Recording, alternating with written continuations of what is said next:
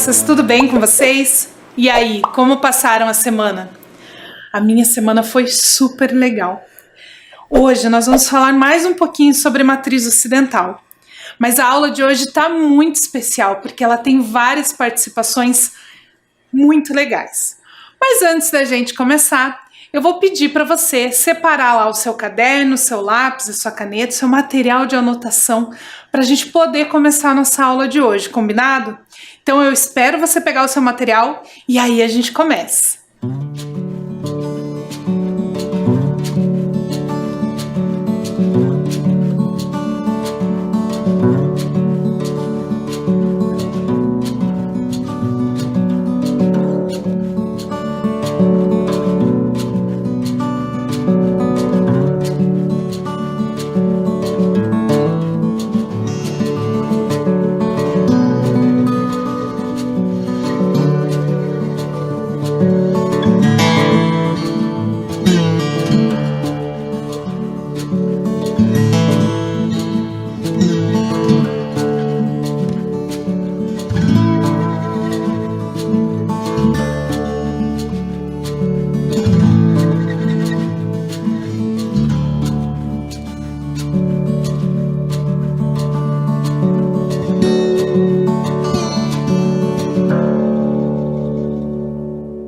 Agora que você já está com o seu material, vamos lembrar um pouquinho da semana passada?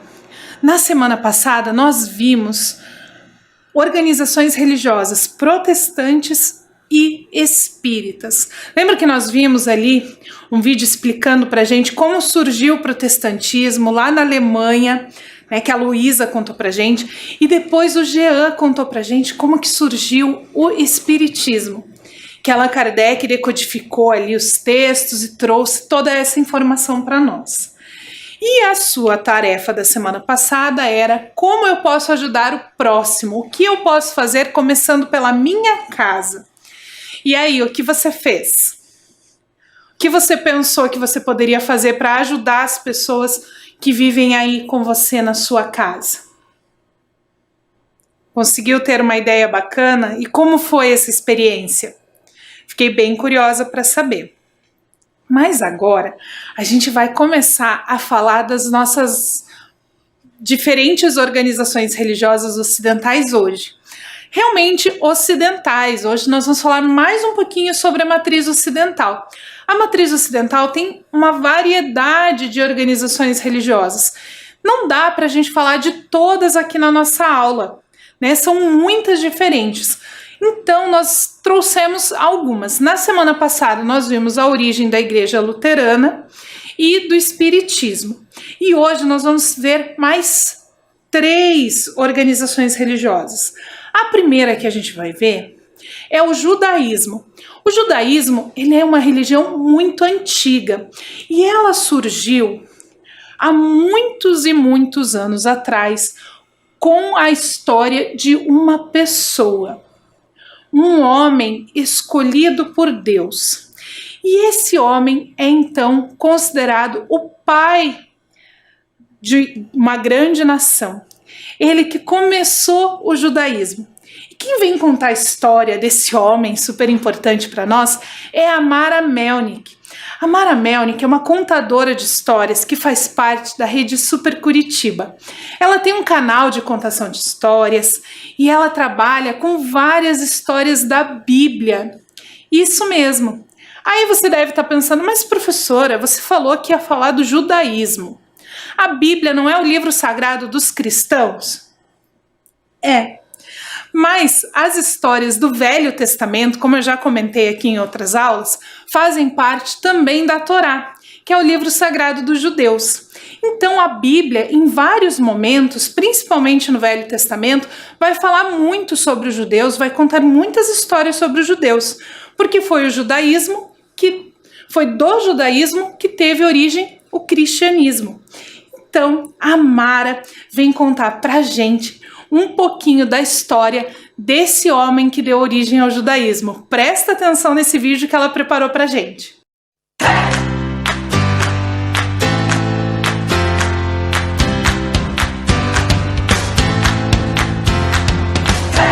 Ei, uma mala aqui. Ah, eu sei por quê. O personagem de hoje, ele viajou muito por muitos lugares. Por isso que tem essa mala. E ele é um pai. Mas no começo não era assim. Vamos ouvir essa história juntos? Vamos! A nossa história começa aqui, nesse mapa, nesse lugar chamado Harã. Aqui morava Abrão e sua mulher Sarai. Deus disse que era para ele sair de perto da sua família e viajar até chegar aqui em Canaã, uma terra que Deus ia dar para ele. Esse é Abrão, essa é Sarai. Eles saíram nessa viagem para onde Deus havia mandado eles, em direção a Canaã, 1.500 quilômetros, 9,5 milhões de passos. Ai, meu Deus, que lugar longe! E lá foi Abraão nessa viagem. Deus havia dado uma promessa para ele, que ia fazer através dele uma grande nação. Mas ele ainda não tinha filhos. Mas ele saiu nessa grande viagem. Toda vez que Deus falava com Abrão, ele fazia um altar de adoração a Deus. Veja, aqui Deus falou com ele, aqui Deus falou com ele. E lá seguiu o nosso Abrão para a viagem que ele tinha ido. Quando ele chegou no Egito, ele teve que ir até lá. Por que será? Porque houve uma grande fome e ele teve que ir até lá buscar comida. Mas, sabe, amiguinha, Abrão tinha recebido a promessa que através dele Deus ia fazer uma grande nação. Mas ele, quando saiu nessa viagem, ele tinha 75 anos. Eles eram muito velhinhos e ele não tinha nenhum filho. Abrão precisava de fé. O que é fé? É acreditar nas coisas que a gente não vê. Abrão precisava de fé. Para quê? Para conquistar essa promessa. E ele já estava nessa viagem. Aonde que a gente parou? No Egito, isso mesmo. Vamos adiante? Vamos! Muito tempo depois, Abrão estava acampado com Sarai e ele recebeu a visita de 3 anjos. Vamos colocar aqui. Esses anjos ficaram ali um tempo com Abrão e eles comeram com Abrão e eles disseram que Abrão ia ter um filho, mas ele já era muito mais velho do que quando ele havia saído lá da sua terra. Ele estava mais velhinho ainda, mas os 3 anjos disseram para ele que ele ia ter um filho. A esposa de Abrão e Sarai riu lá dentro da tenda, mas os anjos garantiram que ele ia ter esse filho. Depois, os anjos foram embora e Abrão ficou ali com sua esposa Sarai. E sabe o que aconteceu? Deus mudou o nome dos nossos personagens. Abrão passou a se chamar, sabe o quê? Abraão. E sabe o que quer dizer Abraão? Pai de muitas nações. Deus também mudou o nome da esposa de Abraão. Ela se chamava Sarai e Deus disse que ela ia se chamar Sara, que quer dizer mãe de nações. Está escrito lá em Gênesis 17:16. Deus havia dado uma promessa para Abraão. E um dia Deus mandou ele sair de dentro da sua tenda e contar as estrelas lá do céu. Abraão não conseguiu contar. E Deus disse para ele: a sua descendência vai ser maior do que todas essas estrelas. E agora, será que Deus vai cumprir todas essas promessas? Vamos ver? Depois daquela visita que os anjos fizeram para Sara e Abraão, se passou um ano. E depois desse tempo, um lindo bebê nasceu. O menino nasceu no tempo que Deus havia marcado. E Abraão pôs nele o nome de Isaque. Está escrito lá em Gênesis 20, de 2 a 3. A promessa se cumpriu! Assim como Deus havia dito, um bebê nasceu. E a partir de Isaque, a partir de Ismael, um outro filho de Abraão, uma grande nação se formou. Abraão é realmente o pai de multidões, pai de muitas nações.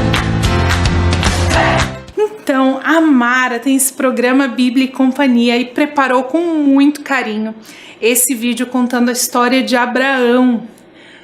Queria agradecer muito a Mara por essa participação especialíssima aí na nossa aula.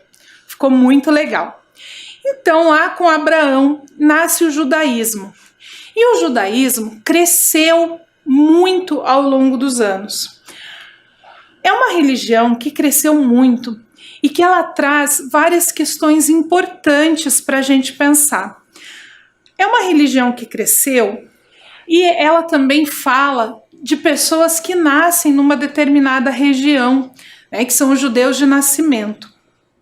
E esse povo foi muito perseguido ao longo da história, inclusive em alguns momentos muito trágicos da história do planeta. Você já deve ter ouvido falar ou visto algum filme sobre a Segunda Guerra Mundial. E nesse período, os judeus foram muito perseguidos. Inclusive, momentos assim de tentar exterminar os judeus da face da terra. Esse processo de intolerância trouxe muita dor e muito sofrimento a esse povo. Mas os judeus são um povo forte e eles conseguiram superar isso. E hoje, através da sua história, eles nos ajudam a compreender vários processos da história da humanidade. Aqui no Brasil, quando os judeus chegaram, os imigrantes judeus, eles fundaram jornais, bibliotecas, escolas, sinagogas, associações femininas de ajuda mútua, de apoio aos recém-chegados, formaram toda uma rede de apoio para esses imigrantes.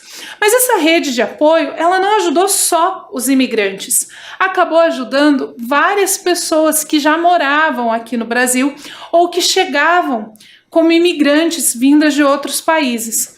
Esses jornais traziam informações não só sobre os judeus e não só para os judeus. São jornais que cresceram e que até hoje nós temos circulação.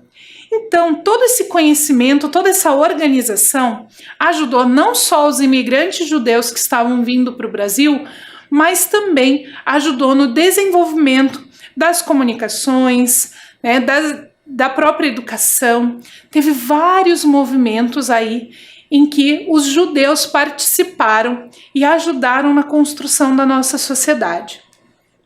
E aqui no Brasil, nós temos uma coisa muito especial, que conta um pouco dessa história que eu falei para vocês lá do período da Segunda Guerra Mundial, que é o que a gente considera o Holocausto judeu, porque muitos judeus morreram nesse período. Na cidade de Curitiba, nós temos o Museu do Holocausto. É um museu criado pelos judeus para que a gente não esqueça essa parte importante e triste da história da humanidade. Lembrar dessas partes tristes da história nos ajudam a não cometer novos erros. Nos mostra, por exemplo, a que ponto pode chegar o preconceito e a intolerância. E é por isso que a gente, não só no ensino religioso, mas em todas as áreas da educação e em várias outras áreas da sociedade, luta tanto para combater o preconceito e a intolerância, para que a gente não chegue ao ponto de repetir uma coisa horrorosa como essa que aconteceu lá na década de 1940. Então, esse museu é para nós lembrarmos a que ponto pode chegar o preconceito e a intolerância humana, certo? Então, esse também é uma grande contribuição para a nossa sociedade que o povo judeu organizou, então, na cidade de Curitiba, para que a gente possa conhecer mais dessa história e não esquecer o que aconteceu. Mas, falando em judaísmo, eu falei lá no comecinho da aula que o judaísmo, então, é a religião que nós tínhamos bem antiga e dela surge o cristianismo, certo? O cristianismo, ele surge ali, quando Jesus começa a fazer as suas pregações. E a primeira forma de organização institucional, a primeira instituição cristã que se formou, então, que nós temos registros, é a Igreja Católica. E quem vem contar para a gente um pouquinho sobre a origem da Igreja Católica é o professor e padre Gilberto Bordini, que preparou para a gente com muito carinho esse vídeo contando um pouquinho da história do catolicismo. Presta atenção lá nesse vídeo. Oi, professora Karen, tudo bem? Oi, caros alunos do 5º ano, tudo certo com vocês?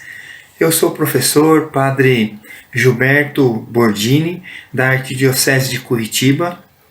Também sou professor de teologia e, professora Karen e caros alunos, falar do cristianismo em 5 minutos é praticamente impossível de uma história de 2000 anos.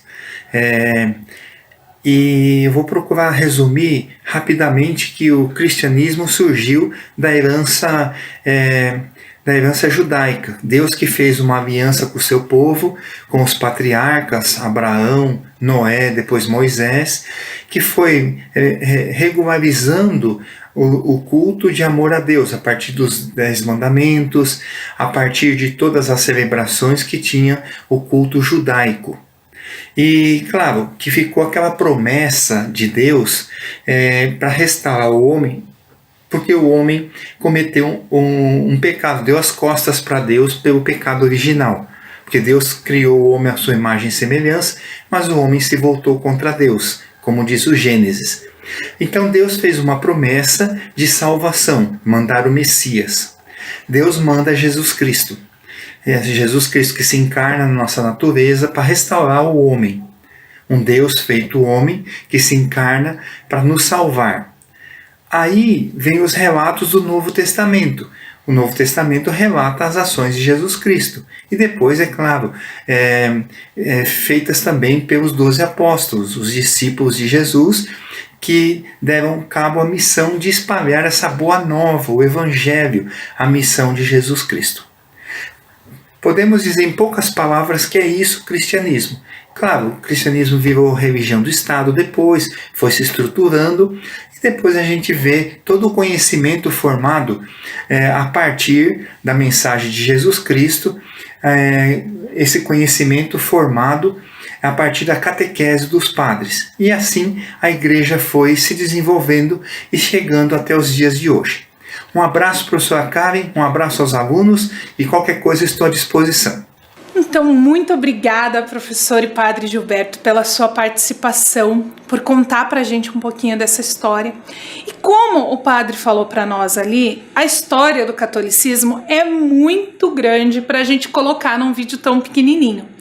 Mas aqui na nossa aula a gente não tinha como colocar uma história tão grande assim. Então, só um pouquinho para a gente ficar com esse gostinho de quero mais e para a gente entender, então, como que essa igreja surgiu. Então, a Igreja Católica foi essa primeira instituição religiosa cristã, a primeira a ser institucionalizada, a ser organizada dessa forma. E ela também foi a primeira a chegar aqui no Brasil, a primeira religião estrangeira. Então, não é que aqui no Brasil não houvesse religião antes disso. Na verdade, os indígenas que habitavam as Américas já tinham a sua própria religiosidade. mas foi a primeira religião estrangeira a chegar no Brasil. E essa imagem que você vê aí na tela é um quadro que você vai ver diversas vezes ao longo da sua vida. Todo livro de história do Brasil tem a foto desse quadro, que é a primeira missa no Brasil, uma pintura do Vitor Meirelles. Então essa pintura é de 1860 e ela mostra justamente a chegada da religião católica aqui no Brasil. Então os católicos vieram para o Brasil lá junto com os colonizadores. Lá nos primeiros navios nós já tínhamos católicos vindo, né? A maioria dos navios já saía com um padre na tripulação para trazer essa religiosidade. E uma outra contribuição, além dessa questão da religiosidade, foram as escolas. Isso mesmo, as primeiras escolas fundadas aqui no Brasil eram jesuítas. Essa aí da foto não fica exatamente aqui no Brasil, né? Ela fica na Argentina, que é uma ruína que sobrou de uma dessas instituições. Mas as primeiras escolas aqui no Brasil também eram jesuítas, também eram escolas católicas. E esse processo de trazer essas escolas foi então uma contribuição da Igreja Católica. Com o passar dos anos, com o Estado e o governo se organizando bem aqui no Brasil, as escolas então deixam de ser somente as católicas e nós passamos a ter escolas públicas para atender toda a população. Mas até hoje existem algumas escolas católicas, são da rede privada, são escolas e universidades mantidas pela igreja. Mas só para você saber então que uma das grandes contribuições do catolicismo, no caso do Brasil, foram as primeiras escolas, a primeira organização escolar que nós tivemos aqui veio então com os padres jesuítas. Mas, pensando na aula passada e nessa aula, nós já vimos o espiritismo, o protestantismo, o catolicismo e o judaísmo. E eu não sei se você lembra, mas teve uma das aulas onde nós falamos sobre os cristãos, quando nós estávamos falando sobre ancestralidade e tradição oral, que eu falei para você que os cristãos eram divididos em católicos, protestantes e os evangélicos. Das igrejas evangélicas, tem uma que é muito grande em número de membros aqui no Brasil. Quem vem contar um pouquinho dessa religião para nós é a professora Aline Trindade, que preparou um vídeo super bacana contando a história da Igreja Assembleia de Deus aqui no Brasil. Presta atenção! Olá, crianças! Tudo bem com vocês? Espero que sim. Eu sou a professora Aline Trindade, da Escola Natália de Conto Costa, e hoje vim explicar para vocês o surgimento das igrejas Assembleia de Deus no Brasil. Bem, a história da igreja cristã é um pouquinho longa, então eu vou focar ali no século XX, que aconteceu um fato denominado Movimento Pentecostal, que desencadeou o surgimento de novas denominações, uma delas, Assembleia de Deus. Mas para isso, eu vou convidar você a vir comigo na biblioteca para a gente poder entender o significado de alguns termos. Bora lá? Uhul! Chegamos!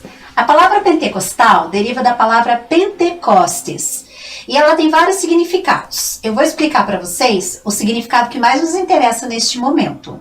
O famoso dia de Pentecostes aconteceu 50 dias após a morte e ressurreição de Cristo, onde os discípulos estavam reunidos e receberam o batismo no Espírito Santo. A Bíblia descreve essa ação como um revestimento de poder, advindo do alto, ou seja, um poder vindo de Deus. E esse poder concede àqueles que o recebem dons espirituais, em outras palavras, habilidades, também descritas na Bíblia em Coríntios 12. Um desses dons é chamado o dom de falar em línguas estranhas. Também pode ser conhecido como glossolalia ou xenoglossia. Para a gente entender, vamos pegar o dicionário? A professora vai ler para vocês. Glossolalia, suposta capacidade de falar em línguas desconhecidas em transe religioso, como o milagre no dia de Pentecostes. Xenoglossia, falar em um idioma estrangeiro sem nunca tê-lo estudado. Já pensou? Ter o dom de falar em outras línguas? Que legal, hein? Vamos voltar para a sala? Muito bem, pessoal! Então, dentro do movimento pentecostal aconteceram vários episódios. O mais famoso deles foi o avivamento da Rua Azusa, que aconteceu em Los Angeles, nos Estados Unidos. O pregador William Joseph Seymour usou um galpão antigo na Rua Azusa como ponto de oração e busca incessante do poder de Deus. Logo, todos que passavam por aquele local eram tocados por Deus de alguma forma, e muitos batizados com o Espírito Santo. Os jornais famosos da época relatam que as pessoas sentiam o poder de Deus até 2 quadras longe dali.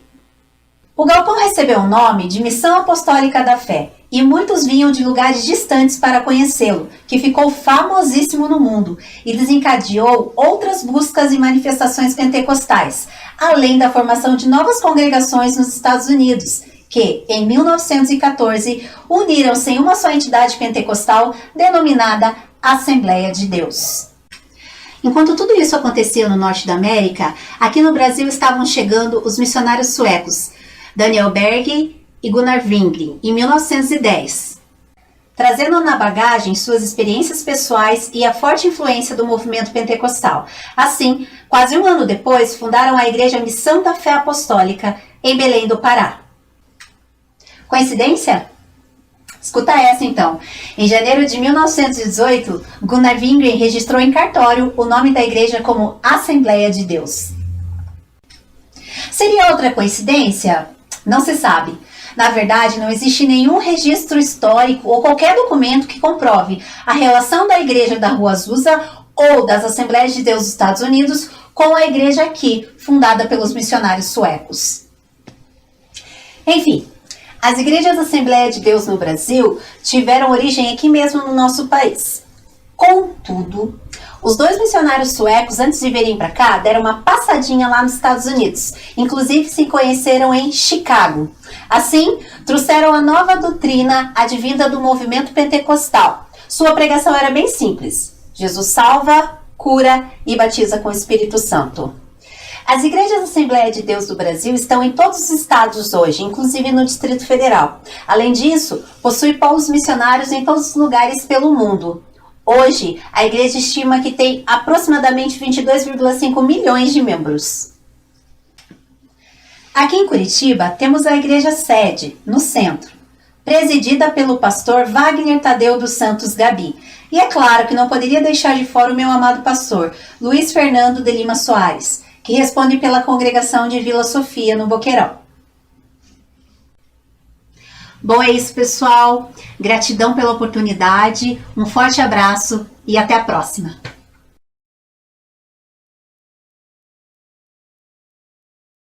Então, o movimento pentecostal, que é esse que a professora Aline apresentou para a gente, é um movimento religioso que mais cresce no Brasil. Mas não é só a Igreja Assembleia de Deus que faz parte dele. Eu anotei aqui algumas igrejas que vêm então desse movimento pentecostal para a gente conhecer.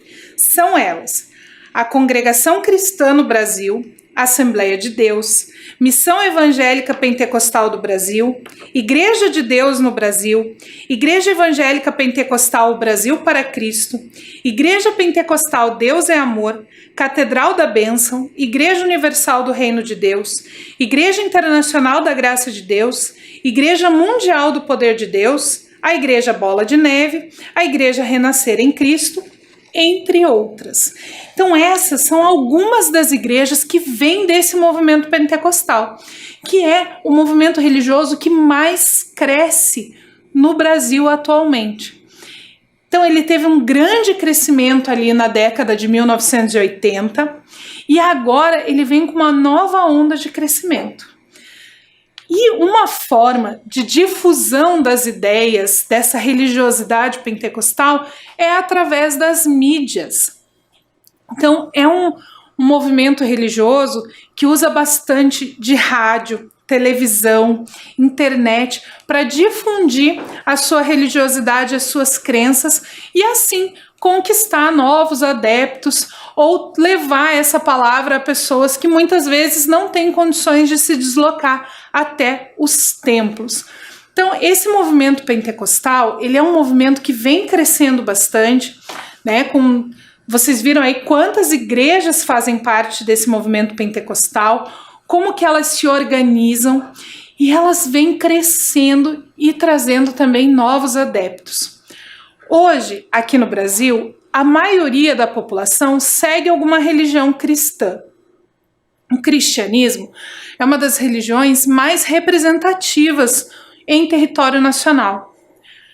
Catolicismo, o cristianismo protestante, o cristianismo pentecostal. Então, são várias formas de cristianismo, que se nós juntarmos todas, a maioria da população segue alguma dessas doutrinas cristãs. Mas vale lembrar que, em termos de legislação, como nós vimos numa aula anterior, o Brasil é um estado laico.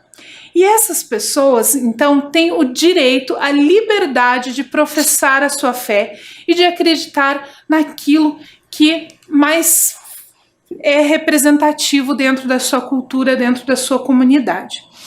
Mas isso não quer dizer que as outras religiões não mereçam igual respeito. Então, por mais que a maioria do país seja de cristãos, as outras religiões têm os mesmos direitos e os mesmos deveres perante a lei e perante a sociedade. E é por isso que para nós é tão importante falarmos em respeito.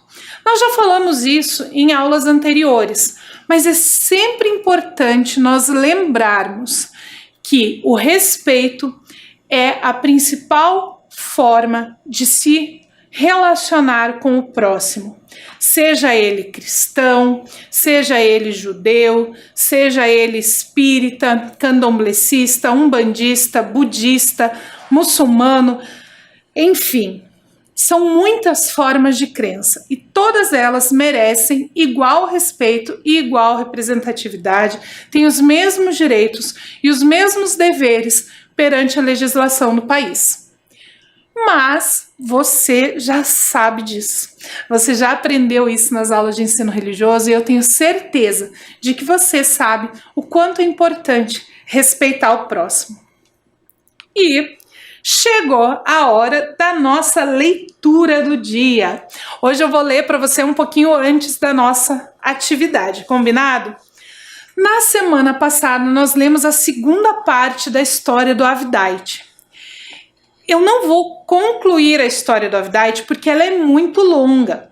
O texto do Leon Tolstói é muito comprido. Mas aquelas duas partes da história que nós conhecemos serviram para você ver o quanto a religiosidade foi importante na vida do Avdijde, o quanto ajudou ele a superar algumas dificuldades que ele tinha. E ele aprendeu com as suas leituras da Bíblia que ele deveria ajudar o próximo. Mas hoje nós vamos começar a ler uma outra história, que é da matriz, que nós vamos ver na semana que vem. Só para você ter uma ideia aí do que vem na próxima semana, combinado? Então, o livro que eu trouxe para a gente ler um pedacinho é A Origem do Japão, Mitologia da Era dos Deuses. Quem escreveu esse livro foi a Nana Yoshida e a Lika Hashimoto. Quem fez as ilustrações foi o Carlo Giovanni. Então, eu vou ler para você um pedacinho. Eu já li, na verdade, um pedaço desse livro quando nós falamos sobre a origem do Japão. Mas hoje nós vamos ler um pedacinho de outra história. Combinado? Então, nós vamos começar a ler ela hoje e vamos terminar na semana que vem. Deixa só eu achar aqui, aqui, ó. Página onde ela está. O Deus das Armas e seus aliados. Quando o Deus das Armas soube que havia uma princesa bela e inteligente na região de Koshi, chamada Nunakawa Hime, a princesa do Rio das Joias, e logo quis casar com ela. No entanto, ao chegar em sua residência, pássaros da floresta, dos campos e do jardim começaram a cantar, deixando-o ainda mais irritado, pois a princesa não quis nada com ele. Contrariado, o Deus das Armas ameaçou matar todos os pássaros com as suas armas, mas a princesa o convenceu do contrário, explicando que elas pertenciam ao seu reino. O deus das armas se acalmou e aguardou pacientemente a princesa do reino das joias recebê-lo na noite seguinte, quando eles se uniram e foram morar no palácio. Então, esse é o começo dessa história do Deus das Armas. Na semana que vem eu conto para vocês o que aconteceu depois. Combinado? Então, no comecinho a princesa não queria nada com ele, mas depois ela decidiu se casar com ele e a gente vai descobrir o que aconteceu. E aproveitando que a gente está falando da história do Deus das Armas, na semana que vem você vai precisar de uma caixa de ovo para sua atividade. Então, só para você saber, eu trouxe uma aqui para te mostrar. Não precisa ser de isopor, pode ser aquela de papelão mesmo, tá? Para você já separar essa semana para a gente usar na semana que vem para fazer atividade bem legal sobre a nova matriz religiosa que a gente vai estudar, combinado? E a nossa tarefa de hoje. Para a nossa tarefa de hoje, nós temos mais um convidado especial, mas ele não veio em forma de vídeo. Ele mandou para a gente um texto, o Álvaro Posselt, que é um poeta aqui da cidade de Curitiba. E ele traz para a gente esse texto que nós vamos ler juntos agora. Aos deuses do Olimpo, como havia prometido, hoje meu quarto tá limpo. E eu vou te dar uns minutinhos para copiar esse texto no seu caderno para a gente voltar com a nossa atividade.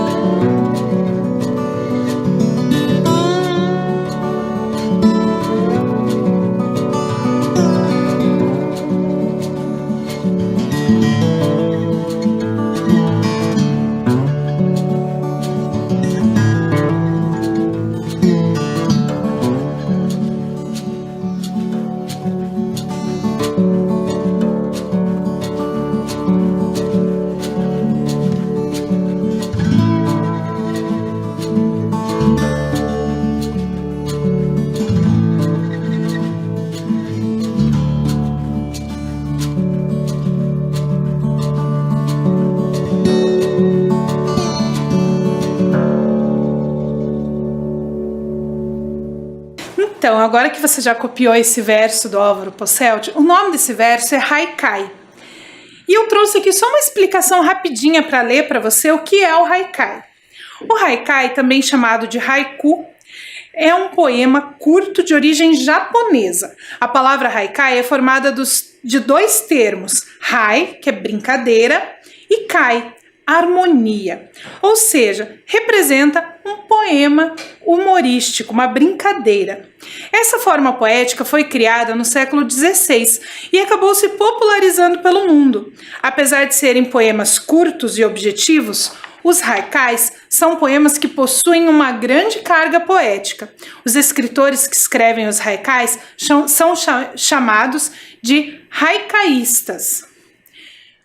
Então, esse verso, ele é bem tradicional do Japão. E apesar dele falar ali dos deuses do Olimpo e de trazer ele nessa aula sobre a matriz ocidental, eu escolhi ele como atividade para hoje porque ele é de origem japonesa. E a nossa próxima matriz, que nós vamos começar na semana que vem, como você já deve ter desconfiado quando eu comecei a leitura, é a matriz oriental. E o Japão faz parte, então, dessa cultura oriental. E a sua atividade, agora que você já leu e já copiou esse poema do Álvaro Posselt, é você criar versos sobre as religiões ocidentais. Essas que a gente estudou aí nessas 2 semanas. Então a sua tarefa de hoje é criar um verso. Pode ser em forma de haikai ou numa outra forma que você se sinta mais à vontade para escrever sobre essas religiões que a gente estudou. Combinado? Então, essa é a sua tarefa de hoje. Eu vou te dar um tempinho para você copiar aí a sua atividade.